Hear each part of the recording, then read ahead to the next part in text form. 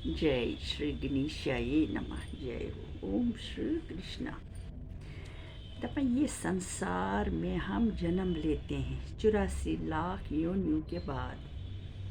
हमें ये बार बार याद रखना चाहिए, नहीं तो हम इस संसार में आके सब भूल जाते हैं।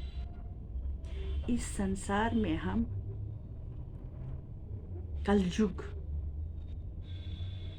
में आए हैं जन्म लेके, यानी भारत खंड है ये, इसमें हमने जन्म लिया है।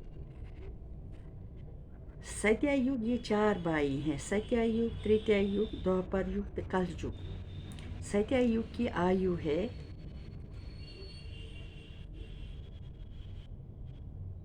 32 फीट।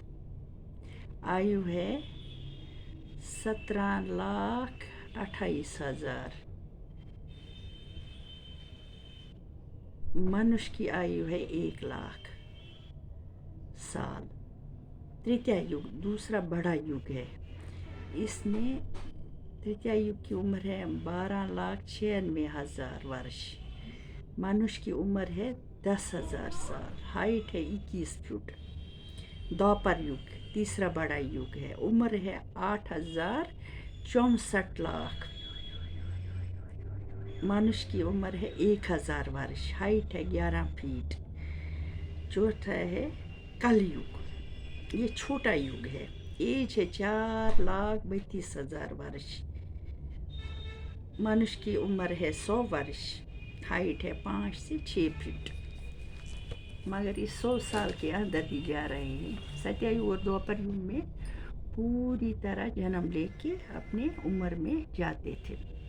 दपा अध्याय स्कंद पहला, अध्याय 9। यह है भीष्म पितामह की कथा। द्रौपदी वगैरह सब को सेज बांध सेजा पर लेटे हैं और सबको ये ज्ञान दे रहे हैं। अच्छा, कहते हैं ए बेटी, इस तरह एक इतिहास महाभारत का कहते हैं। सुनो कि पिछले युग में राजा शिव के यहाँ एक परमहंस महात्मा बड़े ज्ञानदान रहते थे और राजा उनकी सेवा अच्छी तरह सच्ची प्रीत से करता था। इस राजा के नगर में एक ब्राह्मण ने एक बेटी का गहना सुनार को बनाने के वास्ते दिया। उस सुनार ने सोना बदलकर पीतल का गहना बनाया और उस पर सोने का मलम करके ब्राह्मण को दिया। ब्राह्मण ने बिना जांचे वो गहना सुनार से लेकर अपनी बेटी को पहना दिया।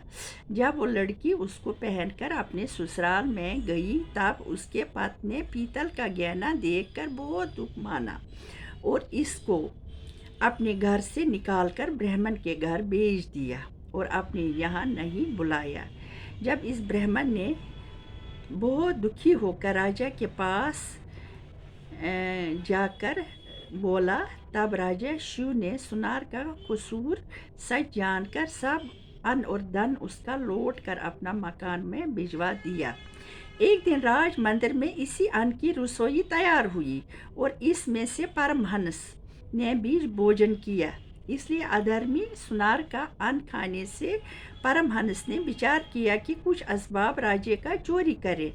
परमहंस ने ये विचार कर रानी का एक जड़ाव हार बहुत अच्छा महल के भीतर से उनको वहाँ जाने के वास्ते कुछ रोक न थी, चुरा लिया। उसको कपड़े में लपटकर अपने पास रख लिया और परमहंस 3 दिन तक राज मंदिर में नहीं गया। जब उपवास करने से सुनार का अन्न पेट से नहीं रहा, तब परमहंस को ऐसा ज्ञान हुआ कि हमने हाथ चुराया है। इस पाप के बदले हमको नरक में जाना पड़ेगा।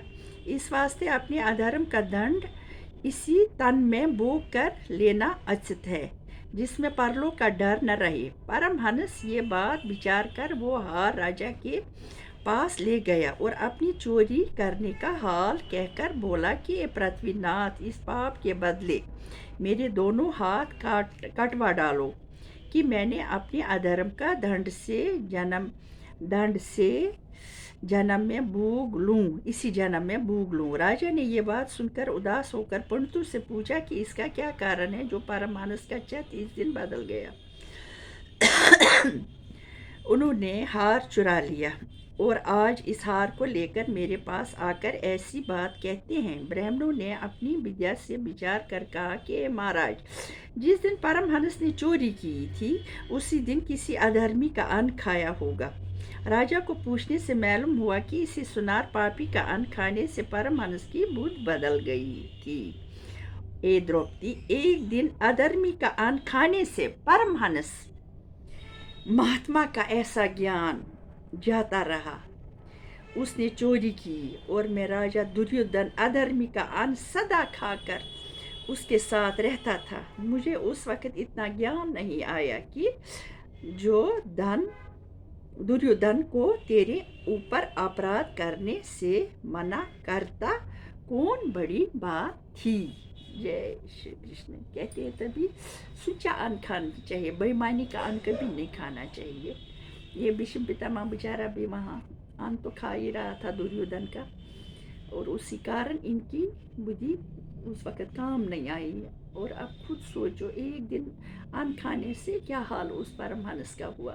तो हम मनुष्य पापी लोग हैं, इस कल युग में आए हैं, हमारे तो करोड़ों पाप है, इसका जन्म में आए हैं, क्या पता क्या क्या है, पिछले जन्म के कर्म है, इस जन्म के कर्म है। चलो भगवान हमें भी क्षमा कर दो, कोई रास्ता, अच्छा रास्ता बताओ मेरे भगवान, अच्छा रास्ता दिखाओ, अच्छा रास्ता दिखाओ। जय हो, जय श्री कृष्ण महाराज।